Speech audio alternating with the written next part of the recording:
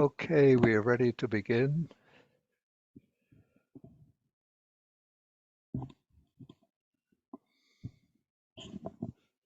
Okay, so we will start with 3 bows to the Buddha.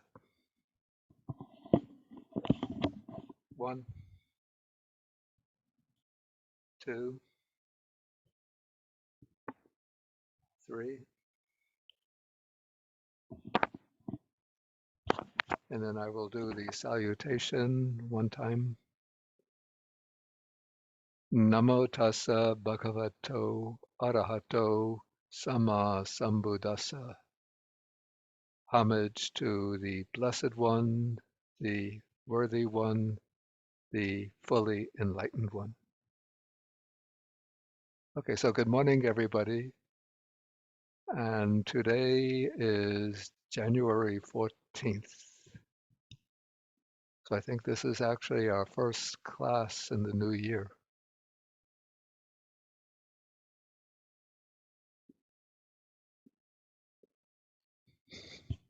Okay, so let me share the screen now.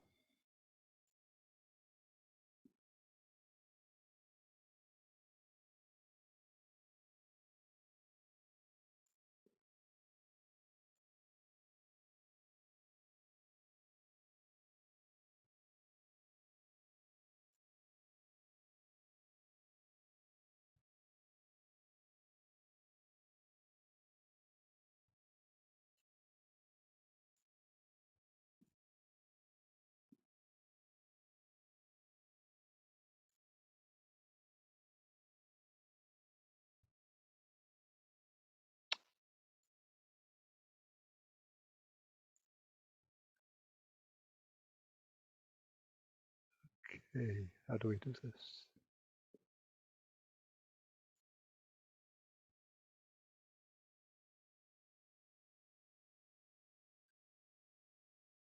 Okay, do you see the text? Yes, Bhante. Okay, so now I'm going to be covering, I think it's 5 suttas. 1, 2, 3, 4, 5, actually 6 suttas, all revolving around the theme of what is translated here as perceptions. This will be different groups of perceptions, 5 perceptions. And the Pali word translated as perception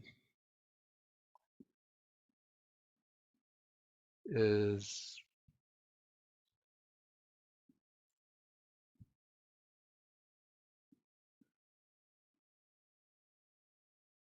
sanya.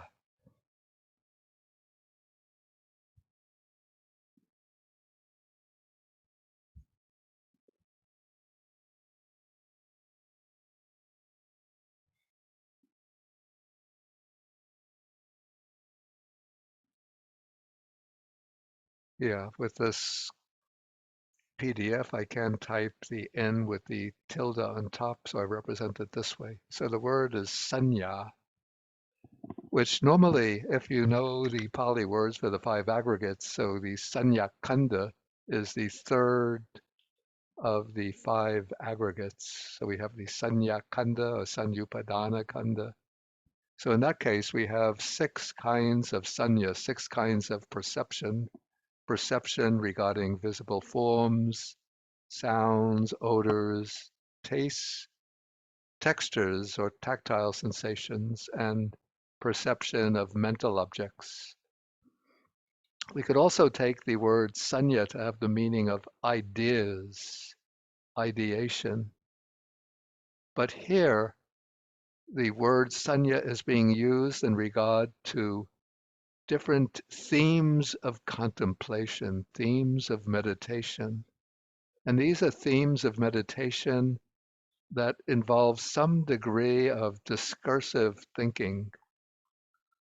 And so in these kinds of practices, one will begin using a fair degree of discursive thinking, reflection, contemplative thought, but one has to enliven those reflections to make them vital, direct, clear, penetrative, so that they become almost visual, or we could say visceral ideas.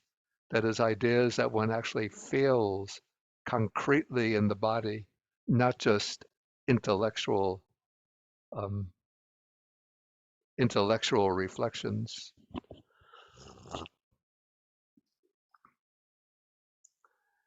And to make the different themes sort of clear, to lay them out clearly, I prepared this little chart.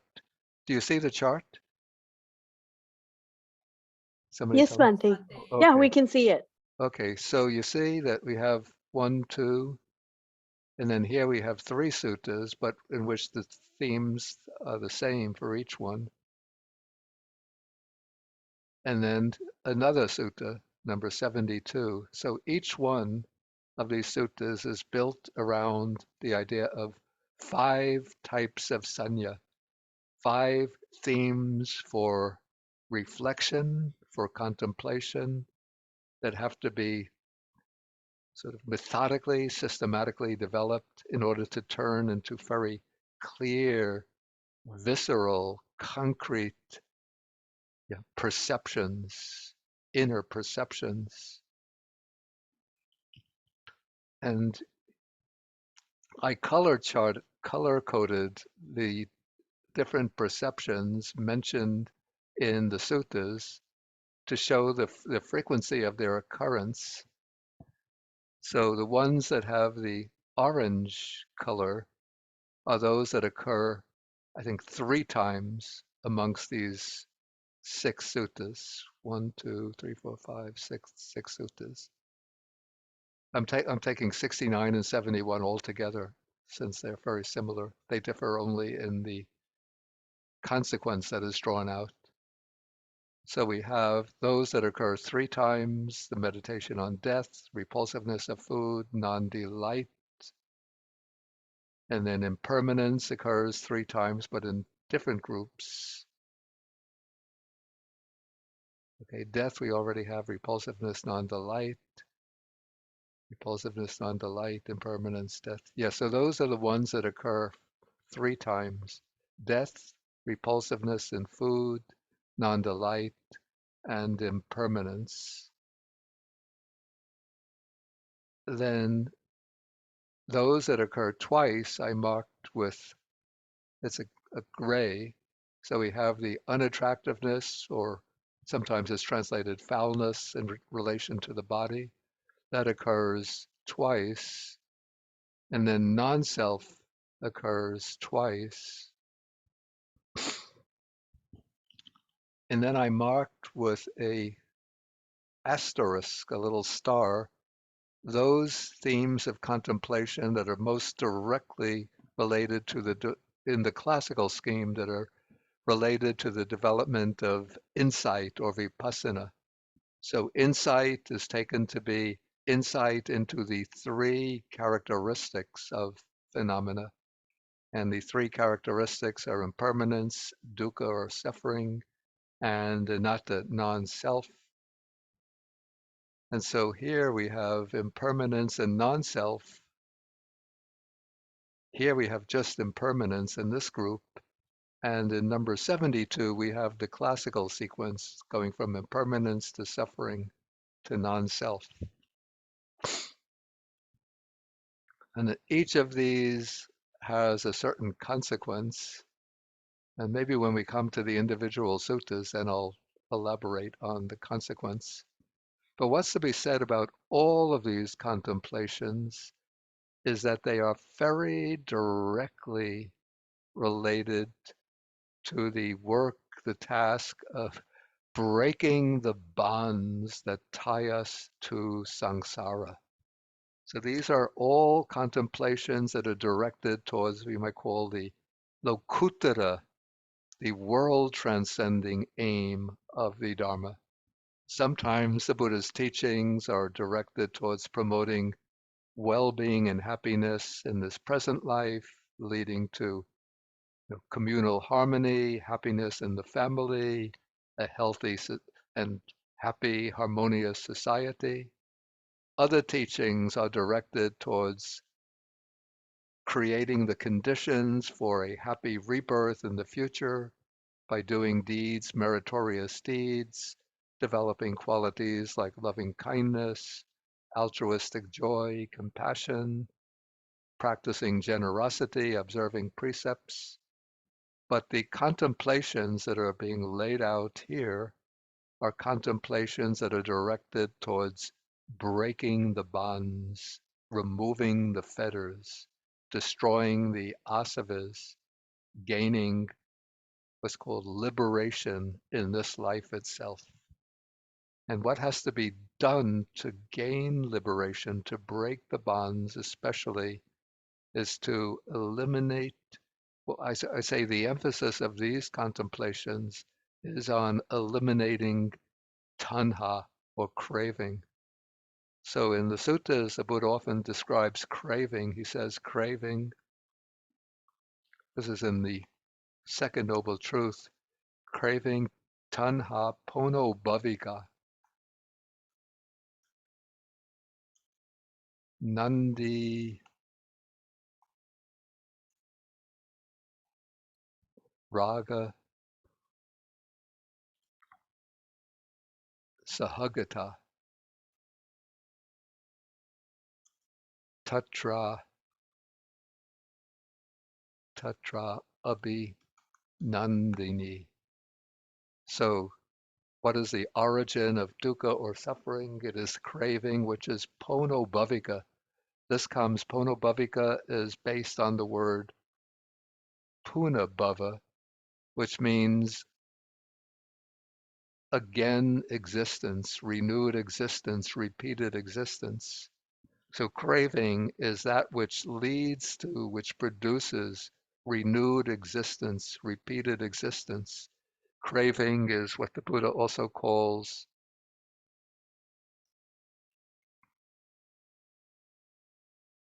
bhava neti. Neti is a cord or a leash, and bhava is repeated existence. So craving is the cord or leash that leads us back to repeated existence. And then craving, the way it works, it's said to be accompanied by or associated with nandi is delight, and raga is sometimes translated as lust, often lust, though that may be too narrow in highlighting sexual desire. But raga can is the desire that attaches to any object.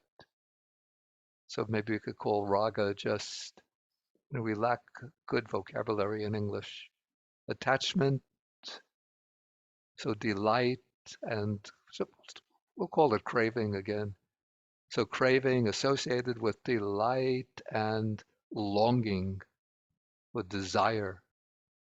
And then craving tatra, actually it should be tatra tatrabhinandani. Tatra tatrabhinandani. It seeks delight there and there, or in the English idiom, it seeks delight here and there. So it's the very nature of craving always to be seeking delight in one object after another. So, for example, we might be enjoying delicious food, and maybe if every day you get the same kind of food, then you start to lose that delight. And so then you think, okay, so here I'm getting Chinese food every day. So then we think, let's go out to an Indian restaurant. If we were in an Indian monastery getting Indian food every day, then we would think, let's go out to a Chinese restaurant.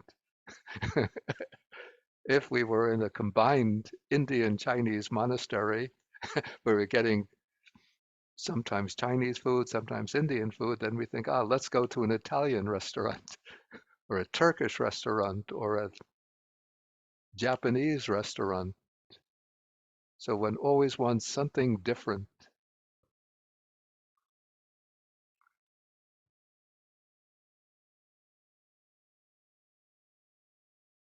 Okay, so that's the nature of craving, always to be to be associated with finding delight, enjoying the objects that it possesses, and then through raga, seeking new objects.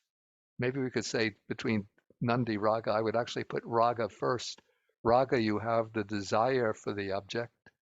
Then when you get it, then you have Nandi, you delight in it. But after you delight in it for some time, then you get bored with it. And so you have to seek some new object of delight. And so therefore, craving is tatra tatrabhinandini. So it's seeking delight in one object after another.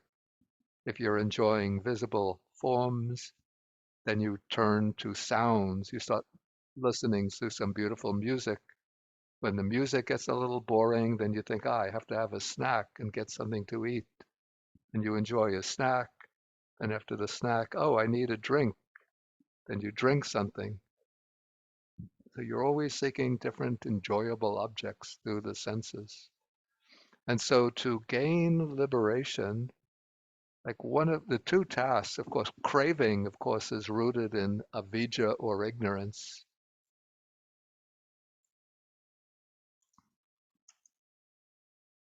So craving comes from avidya or ignorance, which we could say from one angle is not deeply understanding anicca, dukkha, anatta, not understanding impermanence, the unsatisfactory nature of things, and the non-self or selfless nature of things.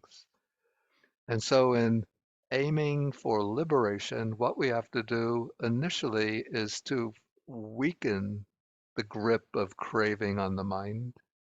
And when you weaken the grip of craving, that provides suitable conditions for the development, the deeper development of samadhi, of concentration.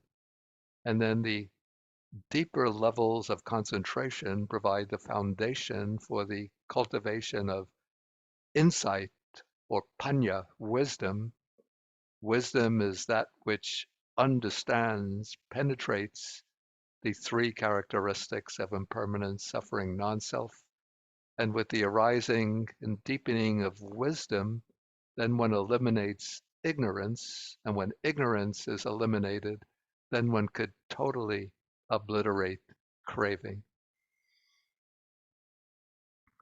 And so so within this framework of understanding, then we can see the function of these different contemplations, that these different contemplations are aimed, some of them are aimed at weakening craving, sort of ameliorating craving, debilitating it, so not yet totally eradicating it, but debilitating it as a way of serving as a foundation for deeper samadhi and also for direct insight contemplation. And then those perceptions that pertain to the stages of insight aim to eliminate ignorance. And the reason why the Buddha's teaching places this emphasis on eliminating craving and ignorance is because craving and ignorance jointly are considered the two roots of the round of samsara. So that is the fundamental problem that the Buddha's teaching is concerned with, that is directed towards the problem of our bondage to samsara. So like there's this sort of contemporary framings of Buddhism, of Buddha's teaching, which says that the aim is to eliminate suffering, and suffering is taken to be just the kind of dissatisfaction, discontent that we face in this life. And so then it's understood that the aim of the practice of Buddhism is to develop contentment in this life, peace of mind, equanimity in this life, to be able to live peacefully, harmoniously with all changing conditions, and to dance to participate in the dance of life joyfully and happily. But that's not the aim according to the original teaching. The problem that the original teaching faces is that of our bondage to repeated birth and death within samsara. And so the aim for the Buddha and the aim laid out in the original teaching is to reach that state that lies beyond the cycle of repeated birth and death. That is the state called nibbana, which is also called amata, the deathless, the state that has never come into being and never passes out of being, the state that's free from birth and death, free from disintegration and decay.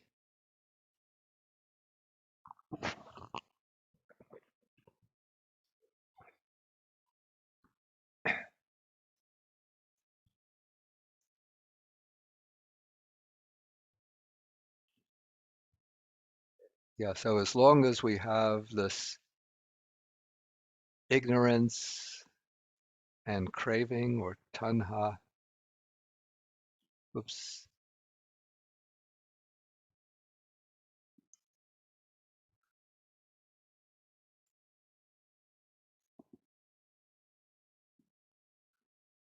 as long as we have ignorance and craving or avidya and tanha, then we, through the force of craving, we go through puna bhava, through the cycle of repeated birth and death. And so what we have to do is to gradually overcome this nandi raga, this desire and delight, to stop seeking delight here and there, paving the way for the arising of deeper stages of concentration through which wisdom can arise, panya can arise, eliminating ignorance.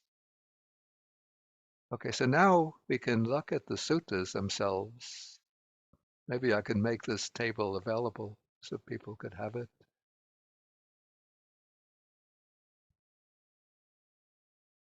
Yeah, I'll have to figure out how to do that.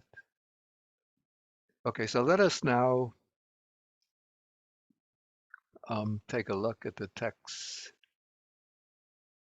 Okay, so the first one, number 61, says, these five perceptions, when developed and cultivated, this is important, two important terms, since it's not the case that you just once in a while turn your mind to these themes or these ideas, but the words here, bhavita bahuli kata, developed and cultivated, means that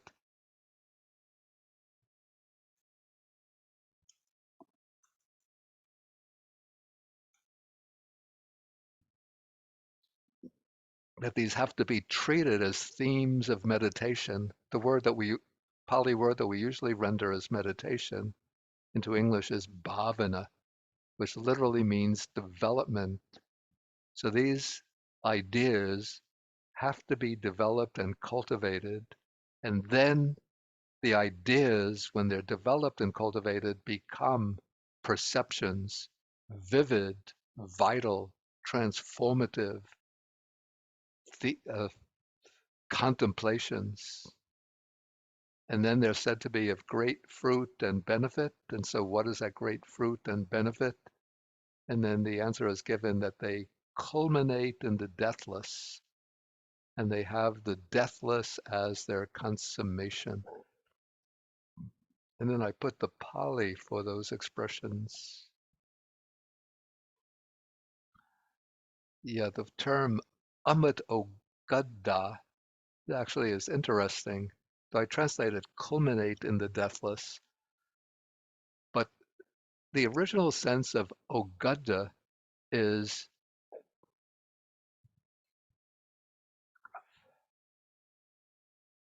something that provides a foothold. Like if you are crossing a stream and you have to get so that you don't sink into the stream, you need something to stand upon. And so you stand upon, what you stand upon is the ogada. It's what gives you a foothold, a support. And so we could say that the deathless is the foothold of these 5 contemplations. That is sort of the rock foundation for these contemplations. And then they have their goal, their aim, their consummation is the deathless. And the state that's here called the deathless, this of course is nibbana.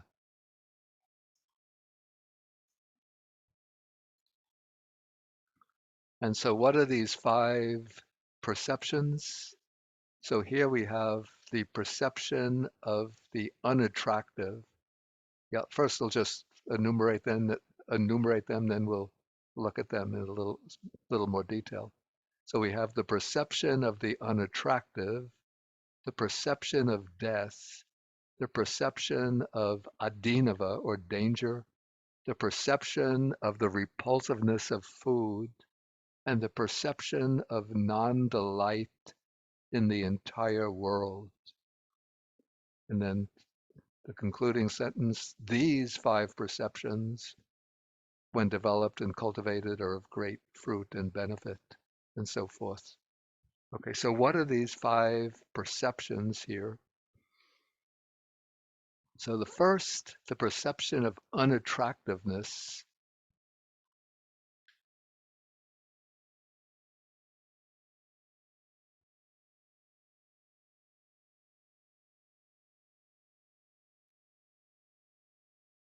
Whoops.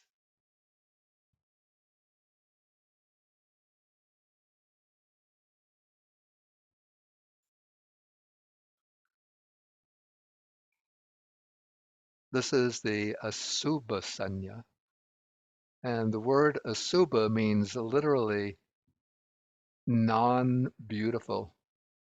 And it's almost always, to my knowledge, it always really refers to the body. So it's kaya asubha sanya, the perception in regard to the body, of the body as being asubha, not beautiful, not pure.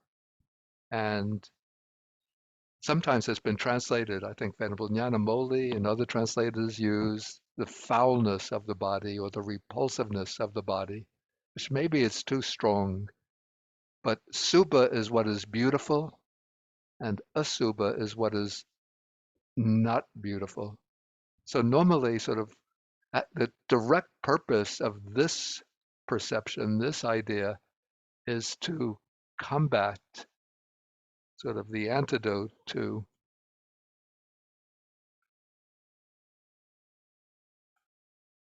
kama raga, sensual lust, or kama chanda, sensual desire. And so sensual lust, the sensual desire, particularly in the form of sexual lust, sexual desire, arises through the perception of the body, particularly a body of a potential sexual partner, as being beautiful and attractive.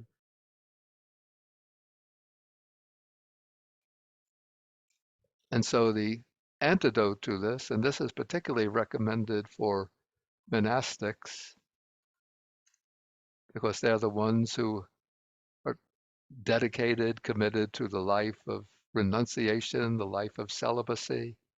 So it's quite natural for a person who goes forth into homelessness. It doesn't mean that they are, just by going forth, that you become a non-returner or an arahant or a saint of some kind.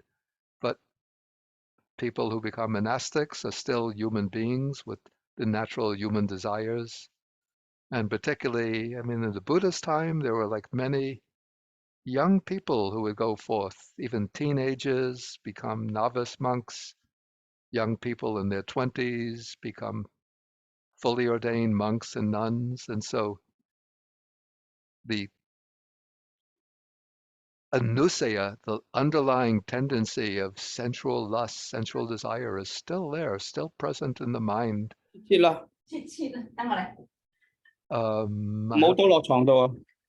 我不嬲都冇倒落床，係你倒㗎咋？我倒過一次啊，佢唔中意㗎。唔中意， BB 食下嘅咧。 Okay, sorry for that.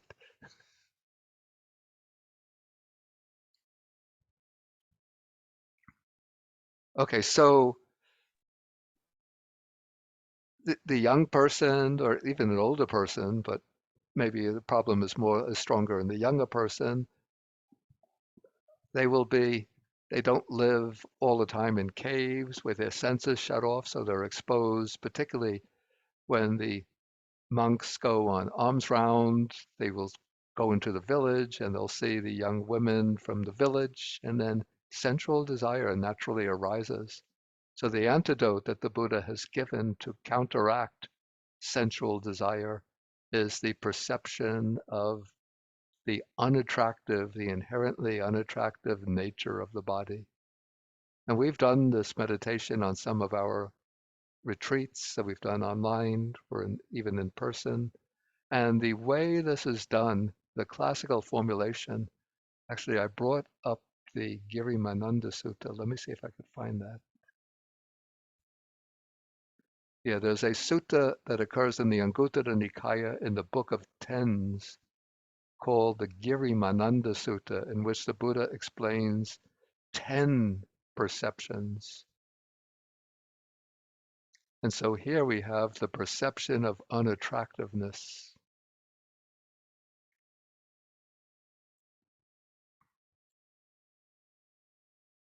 And so do you see the text? Yes, Bhante. Okay. So here the Buddha is speaking to Ananda. So he says, what is the perception of unattractiveness? Here the monk reviews this very body. And this is important, that one initially undertakes the meditation by this very body, means one's own body. One doesn't start by taking for the subject of meditation the attractive body of the person towards whom one feels the sexual attraction. Because in that case, before long, you'll not be focusing on the unattractive parts of the body, but rather the mind will naturally go towards the beautiful face, nice smile, bright shine in the eyes, nice figure, and so on. So one uses one's own body to gain the perception of the unattractive nature. So one moves from the soles of the feet upward, from the top of the head downward, and then one contemplates the components, the constituents of the body. And usually we divide these components into groups. So we have the first group.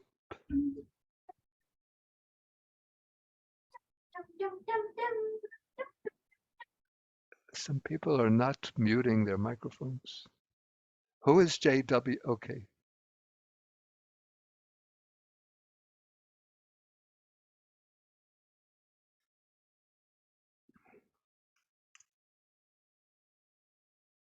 Okay, so we have the hairs of the head, hairs of the body, nails, teeth, skin. Then we have the next group, the way I divided, flesh, sinews, bones, and the bone marrow. Then we come to the internal organs of the body, kidneys, heart, liver, pleura, or some translate diaphragm, spleen, and lungs. Then the intestines, which includes the large and small intestines, mesentery, stomach, the feces. Then the fluids of the body, bile, phlegm, pus, blood, sweat, and fat. Then tears, grease, saliva, snot, or nasal mucus, the fluid of the joints, and urine. And so one goes through one's own body, contemplating the body in terms of these tissues, organs, fluids, until one gets the clear perception of the unattractive, unbeautiful nature of one's own body. And then when one gains skill in this, then one could apply it to the bodies of others, cautiously, carefully, until one could see beneath the attractive layer of the skin, or even looking at the skin itself microscopically, one sees even the skin is not attractive. And in this way, one develops a kind of disenchantment towards the body. But with this meditation, one has to be careful that it's appropriate for certain kinds of temperaments, people of certain kinds of temperaments, not for others. And it has to be done, as I said, cautiously so that one doesn't develop a repugnance or a loathing towards the body or a complete despair over bodily existence. So this particular practice is recommended for those with a strong tendency towards sensuality. Of course, it's good for everybody, but not for certain morbid types, people who tend to be a bit on the negative side, a little bit tending towards dejection, depression, those who seem to be a little bit mentally unbalanced. But for normal people, especially those with a strong sensual streak in their character, the perception of the body's unattractive nature is recommended as the antidote to sensual desire. Okay, then next comes the perception of death. So this is the meditation on death, the reflection on death. And this is a way, it has certain purposes, with certain benefits, let's say, sort of at the more mundane level, even for those without a conviction in the Buddha's teaching, some kind of reflection on death, meditation on death, is a useful way to prepare the mind to face death when it comes. And so if we live sort of in a perpetual dream that we're going to live forever, that our life will go on to eternity, and that we're never going to get young, grow old, and die, then when death comes, whether it comes at the end of a long life, but particularly if it comes suddenly and unexpectedly, we go into complete panic and we just cling ferociously to our life. We become overcome by this almost a horror or terror. I don't want to die. I don't want to die. I shouldn't die. I'm still young. I'm still healthy. Or even if we're 80 years old, I still have 20 years ahead of me, or 90 years, I still have 10 years, 30 years ahead of me. But if you do the perception of death, this is from the mundane point of view, one can, when death comes, whether suddenly or at the end of a long natural lifespan, one can relinquish one's life peacefully with equanimity. So that is the mundane benefit of death. But here the Buddha is speaking about the fruit and benefit of culminating in the deathless.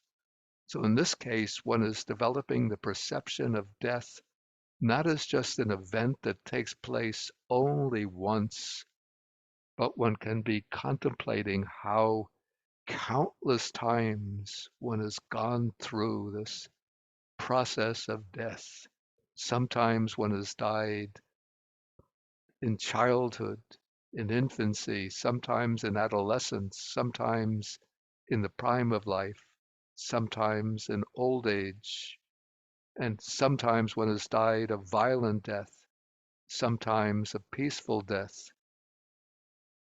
But each time one is just left behind one's body, one's relatives, one's position in life over and over.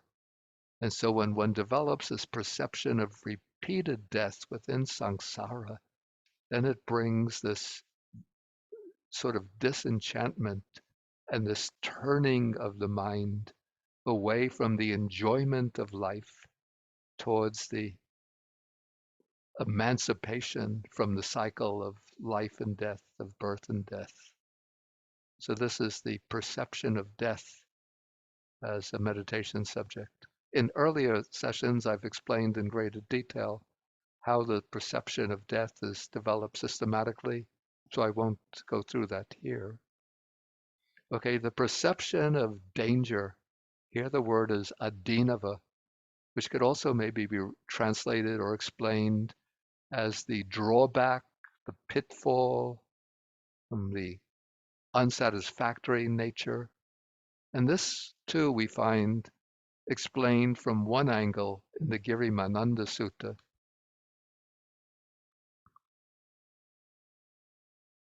So here the Buddha says, what is the perception of danger? So having gone to the forest and so forth, the monk reflects thus, this body is the source of much pain and danger, or much suffering and danger. For all sorts of afflictions or illnesses arise in this body. And then he goes through this extensive list of illnesses, from the illness of the eyes, ears, nose, tongue, body, headaches, earaches, mouth disease, toothache, and so on, stomach ache, cholera, tuberculosis, epilepsy, itches, chicken pox, scabies, we could probably add chicken pox, shingles. I don't see that mentioned here, but something very, very, it's supposed to be very, very painful. Cancer, fistula. Strangely, we don't see cancer mentioned here. I don't see it, but now has, of course, become very prevalent. And also, I don't see heart disease. But we could, we could greatly expand this. Oh, cancer is there. I'm sorry, cancer. Okay, illnesses originating from bile, phlegm, wind, and so on. And then even cold, heat, hunger, thirst, excretion, and urination. So these are taken to be the dangers or drawbacks in the body. But again, one could expand this list of dangers. The way I've sometimes thought about developing it is in relation to the prospects for different types of rebirth. Okay, so now we have rebirth, or we are living in relatively, I hope, relatively peaceful countries. Well, I don't know about the United States anymore, but I said relatively peaceful countries in which we have a reasonably free from persecution, a reasonably satisfactory standard of living. Okay, but what about, okay, suppose you were to be reborn in Iran, Afghanistan, if you're a woman in Afghanistan where you can't even go to school anymore, can't even work.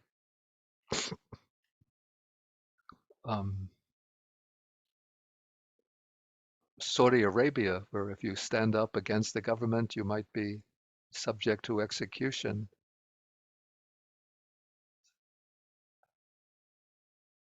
And then all of the dangers and rebirth of being reborn with some kind of, what do they call this, innate disease, illness. So many, many dangers in existence. And so when you reflect on all of those dangers, again, that brings some kind of disenchantment, turning away from the cycle of rebirths and turning the mind to the deathless. And then comes the perception of the repulsiveness of food. Strangely, we don't find this explicated any place in the suttas. It's just mentioned. Even the Girimananda Sutta doesn't mention this, but the way I found useful, actually the Visuddhimagga elaborates upon this. And a way that I found is an interesting thought experiment. I've never actually practiced this. So maybe if you're very courageous, you could practice it. When you take a mouthful of food, usually we chew it, and then we swallow and we enjoy the taste of the food. So we take another bite, enjoying the taste of our food. Now, suppose you were to chew the food, and then you take a clean dish, and then you spit the food out onto the dish, and then you're challenged immediately, no lapse of time. As soon as you spit the food onto the little dish, a clean dish, somebody says, now put it back in your mouth and swallow it. And you say, no way I'm going to do that. And yet when we chew the food, there's really no difference. It's just that we don't see it, and so we think it's okay, so we swallow it. Okay, so you could,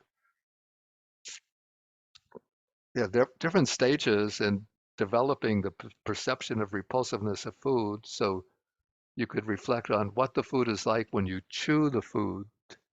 Then you think of the food when it's in the stomach undergoing the digestive process, and the food when it comes down into the small intestines and it's being processed to extract the nutrients from it.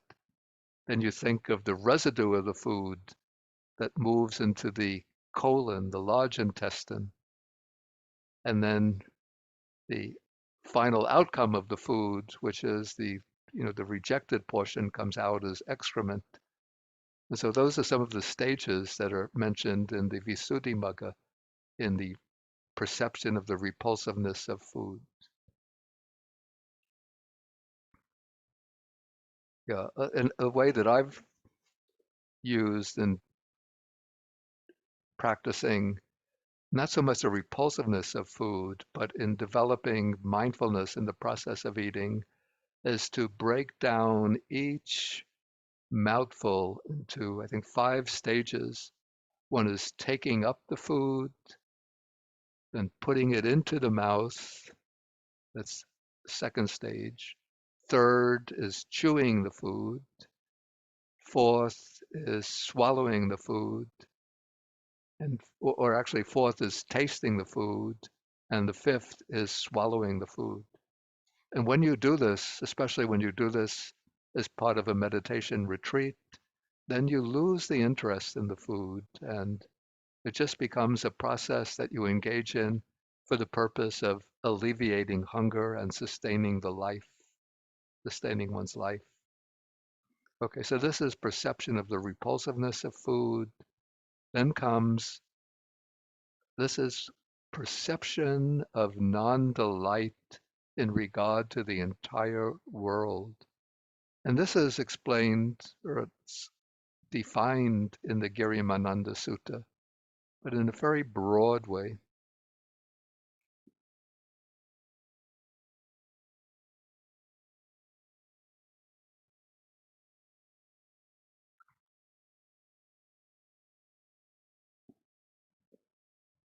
Okay, so here the Buddha says, what is the perception of non-delight in the entire world? Here the monk refrains from.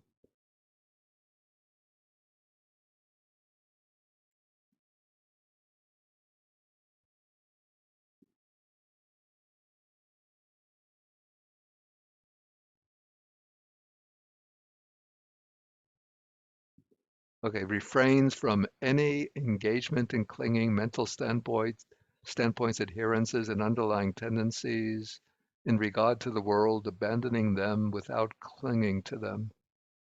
Yeah, this seems very broad, and it doesn't actually give, to my mind, a very clear method of practice. So the way I found useful to do this, again, it's to reflect on all of the conditions. This involves some exercise of the imagination. One reflects on all of the unsatisfactory conditions about life in the world.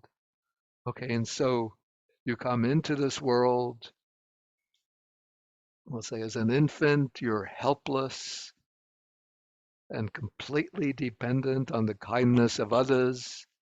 If you're born into a dysfunctional family, you could be as a child, you could be abused by your parents, denied the things you need, beaten. That's the unfortunate destiny of many, many children in the world, or in many countries, even as a child, 10, 11, 12 years old, you're forced to start working. You have to work 8 or 10 hours a day. But even if you're not subjected to that fate, just think of all of the turmoil that you went to when you went to school for the first time, when you were in elementary school. Maybe you were ridiculed by some of the other students, beaten by the bully in the class, or maybe you were the bully in the class. And then you had to study hard, you had to take tests. Maybe you didn't do as well as a test that you wanted, and then you were criticized by your parents, or you were disappointed within yourself. Then you go through adolescence, then comes the turmoil of the first love. You fall in love with this girl or this boy, and then you're rejected. Or maybe you have the love is reciprocated, then comes the breakup. She drops you, or you find interest in somebody else and drop her. Comes all of the turmoil. Then you have to go to college. Then you're in high school. You have to study for college. And then when you get into college, then you have to apply to different colleges, and maybe you don't get into the college of your choice. You get into college, and you go through all of the struggles of a college student. Then you maybe go to graduate school, again, all of the study, hardship of graduate school. Then you get a job, you have to work, maybe 8 hours a day. Finally, you get married. Then you have first, everything is delightful, rosy, splendid, beautiful, falling in love. You're like in paradise, you're with the one you love. But then after a couple of years, then you get a couple of children. Then the family life gets boring, the children are disobedient, the partner is no longer so interesting and is always nagging you or boring you with their chit chat. And then comes middle age, you start to get infirm, weak. Old age comes all of the problems of old age, illness, wrinkling of the skin, no longer beautiful, your spouse no longer beautiful. You wonder, how did I ever get married? I'm sorry, how did you ever get married to that person? The kids are rebellious, they go their way. You want them to become a doctor, he wants to become an entrepreneur, and so on.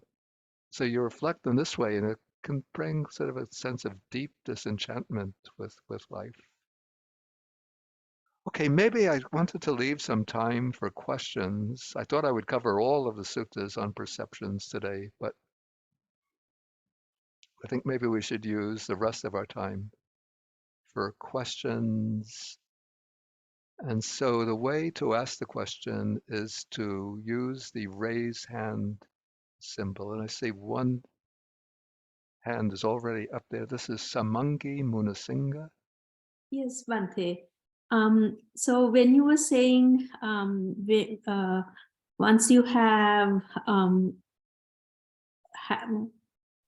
once you are successful in understanding having the perception of unattractiveness, then something. But I was wondering, how do you know you have succeeded in this perception of unattractiveness? How do you know that you have come to that point?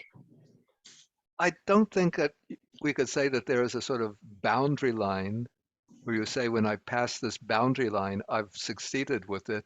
But it's a matter of developing and cultivating it till it reaches a certain degree of strength.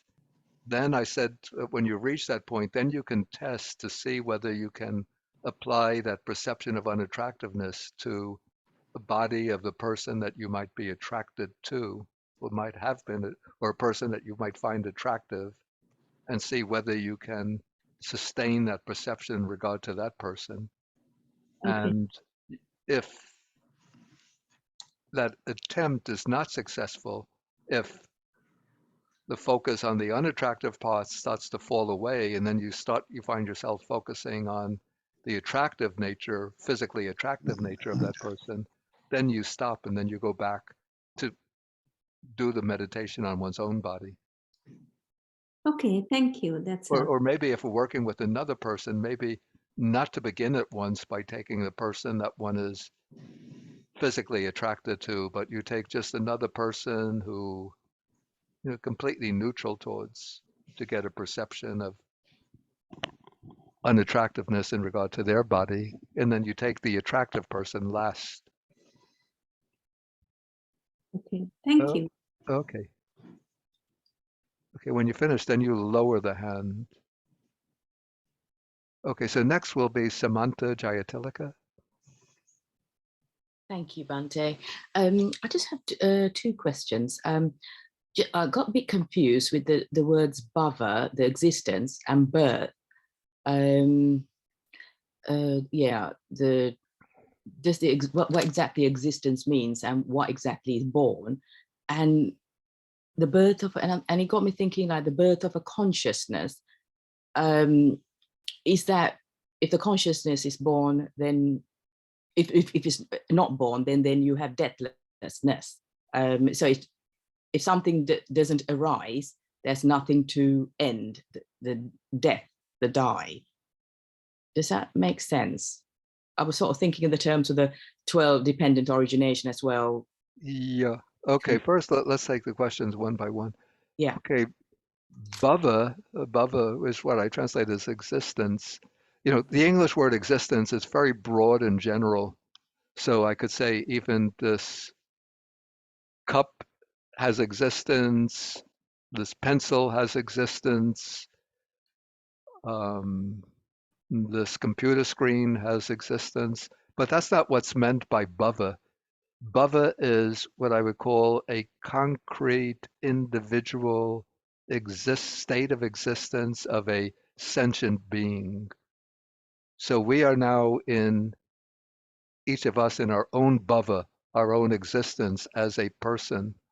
And then we have the three, in the Buddhist cosmology, the three realms of existence, the desire realm, which includes human beings, animals, the lower realms, the form realm, the formless realm. So those are the realms of existence, the realms in which sentient beings undergo concrete individual states of existence.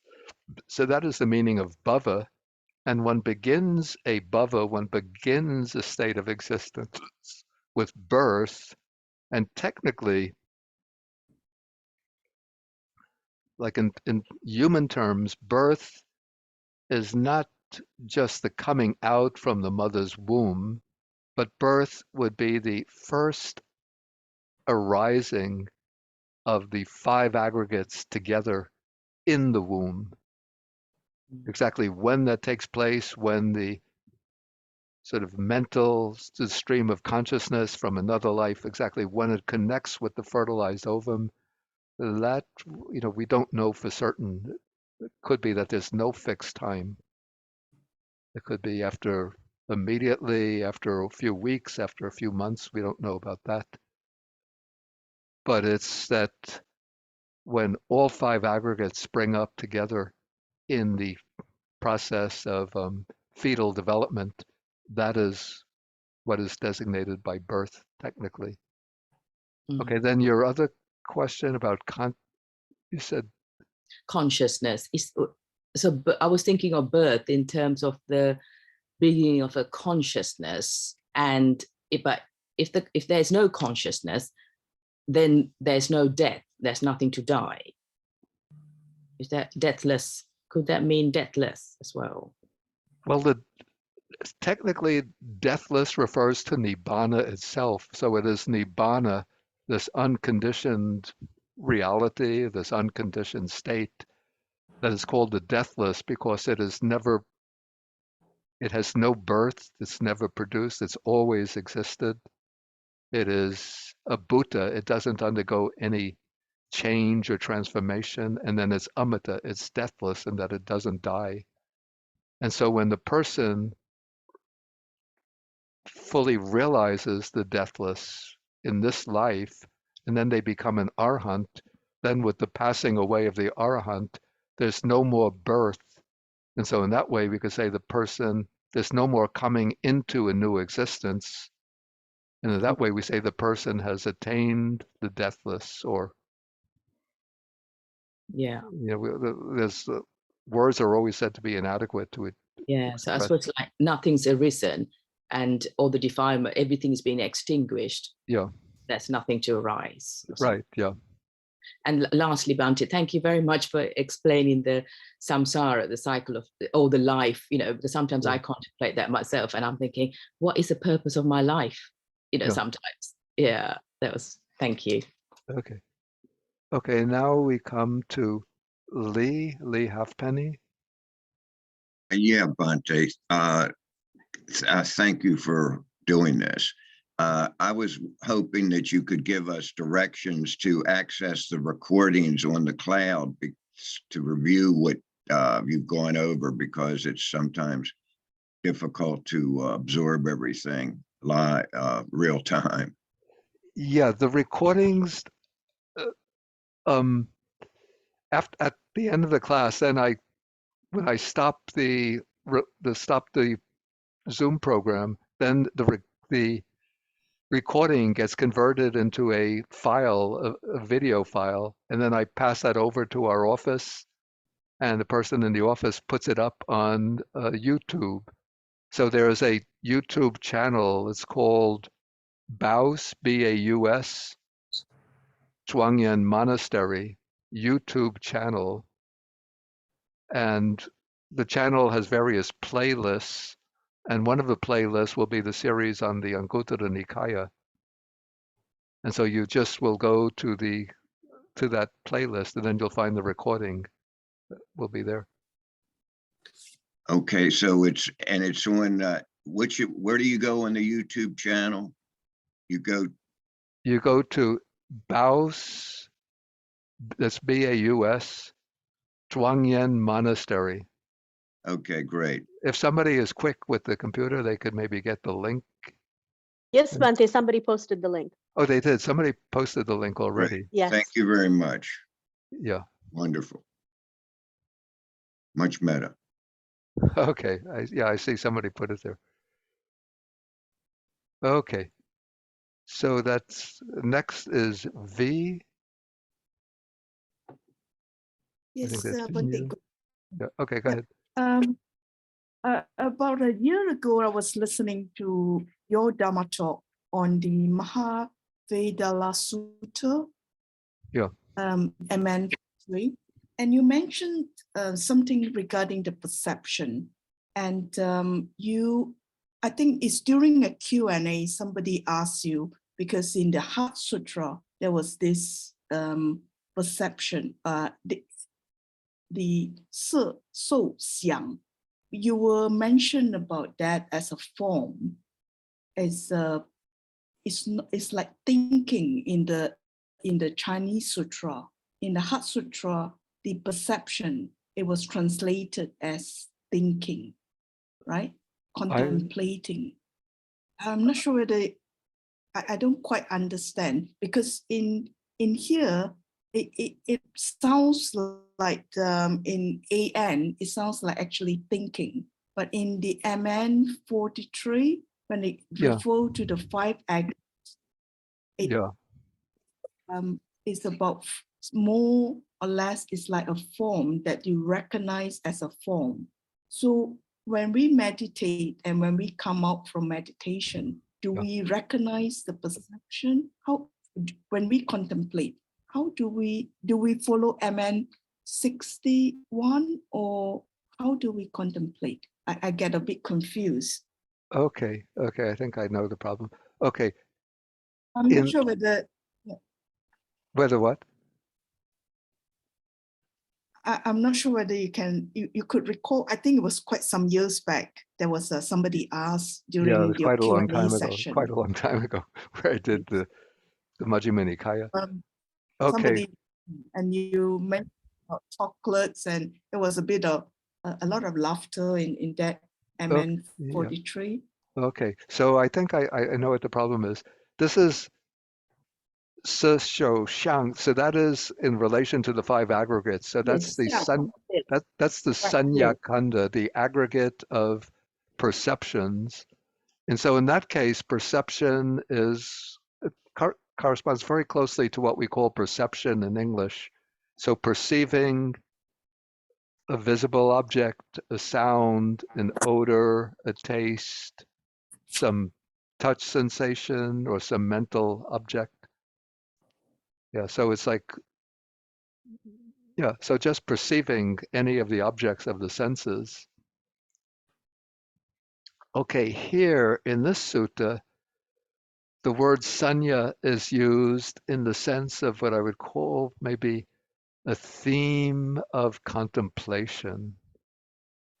But that theme, as I said at the beginning, the theme of contemplation has to be, it starts off as thinking or reflection, but it has to be developed and cultivated in such a way that it becomes so vivid, so clear, and so potent that it's almost as though you are perceiving it with a sense faculty. So it's like deeply imprinting that idea, that thought, that theme upon the mind. So that it becomes, so that it has a true deep impact upon one's inner life. It's not just that you're occasionally turning the mind to it. I don't know if that makes it clear. Yeah, I just have to try it out. Yeah. Right. Okay. Okay. Bhante. Okay. We can take now Tom Cleary. Thank you, Bhante. I appreciate the class this morning. I wanted to ask you a question related to the last question, actually. I was wondering if I get your feedback on a particular meditation practice about the 32 parts of the body, because in the Satipatthana talks about using a felt sense of the body for these 32 parts. Maybe more, my own way of thinking about it, somatosensory, sort of, the physiological sense of these objects inside oneself, inside one's body. And I wondered what, instead of visualizing them, picturing them in your mind, actually working on felt sense of them. And I just wondered, two questions, if I may, if not, that's okay. But one question is, what your opinion is of this practice, basically using the visual sense, and second, if there's any other sort of channels of perception of these 32 parts besides the visual and the felt sense, maybe mental, a mind conceptualization or something. I don't know. I'm asking. But thank you. I appreciate any reply you might have. Yeah, I think it seems to me it would be very difficult to feel some of the parts of the body. Mm-hmm. And maybe just feeling them doesn't give so much the sense of unattractiveness. And even if one works with pictures of them, like anatomical pictures, it's not all that effective. But if you actually can see pictures of the actual organs themselves, not drawn pictures, but photographs, that will give a more vivid sense of the unattractive nature. The way, when I was in Sri Lanka, what we used to do, a number of the monks, what do they call this doctor? The one who was in charge of the mortuary. Pathologist. Again? Pathologist. Pathologist? I'm not so sure. Anyway, yeah, he was a Buddhist himself, because it's Sri Lanka, so largely Buddhist country, and he was very friendly towards the monks. And so we would go there, and we would ask him in advance for permission to go to observe him doing an autopsy, and he would say sure. And then he would we see him takes the body out from there's like a refrigerator where they keep the bodies, and he uses the scalpel and he'll cut open the body, and then he knows what the 32 parts are, at least the major organs, and so he'll pull out like the heart and say, this is the heart. Pull out the liver, this is the liver, this is the spleen. Then he'll pull out the intestines. These are the intestines. Cut open the head and saw through the skull and then take out the brain and say, this is the brain. Yeah, so that way we could see for ourselves, what the parts of the body are. But maybe in this country you don't have that. It's not so easy to do that. But probably there are, maybe if you go to, I don't know if YouTube would have some, maybe Buddhist groups have put out videos of them going through the organs of the body. You could try that. Okay. Thank you. Yeah, I'll just have to take quickly some other questions. You see, Baba Loretta. Yeah, you answered the question already. Thank you. Appreciate it. I answered already? Yeah, you did a good job. Appreciate it. Okay. Okay. Rocky.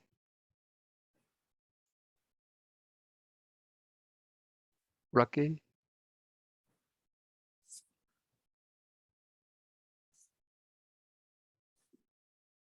Okay, I don't hear. So Sumina. Thank you, Bhante. Okay. Bhante, I just curious, how because you say a list of developing the non-delight in the entire world as a lay person. I just curious how a monastic develop a sense of non-delight in the entire world, Bhante. As a Well, I monastic. thought that I explained that. My explanation was relevant to that. Even though, Oh, yeah. even though one is a monastic, but still one could reflect on what will follow if one takes rebirth again and again, even coming back into well, you could even reflect that, you might not take rebirth as a human being. What happens? You become, some karma comes to the surface, and before you know it, you are a little tiger up in the Himalayan mountains, or you're a bear someplace, a little baby bear out in Idaho, or a little lion in Africa, or a little elephant. So that's even, and then if you come back into the human world, as I explained, even if you reborn back into North America or Europe or Australia, you go through all of these difficulties, challenges, stresses, tensions, conflicts inherent in human life. It's the same whether you're a monastic or a layperson. I mean, if you have the tendency to monastic life, once you go through this childhood and adolescence and young adult years, that will sort of awaken the disposition towards renunciation. Yeah. So it's like an imagination more in a meditation. Yeah. No, it's imagination, but it's using imagination as part of a process of meditation. Okay, thank you, Bhante. Thank you, Bhante.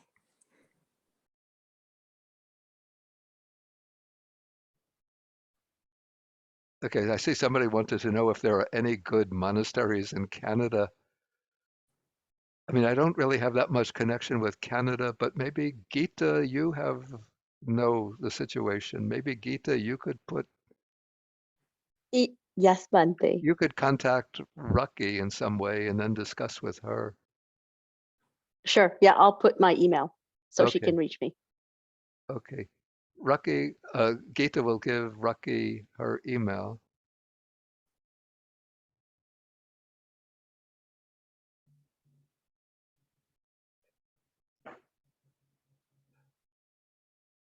Okay, I'm going to have to end the session now because we'll have to go for our meals. So I'll continue. We'll have to continue next Saturday with the perceptions. I only did part of it today. Okay, so let us then end with the sharing of the merits. So we share the merits with the devas, the nagas, and with other beings.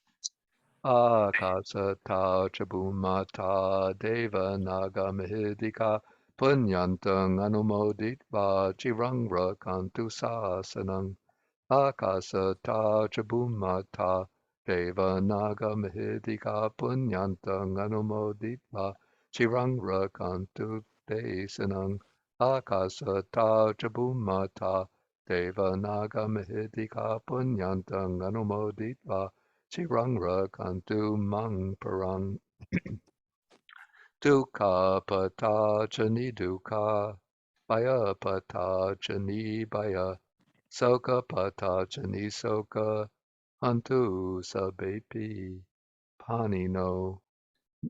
May those in suffering be free from suffering. May those in fear be free from fear. May those in sorrow be free from sorrow. May all living beings also be thus. Sadhu, Yes. sadhu, And then we can look at it.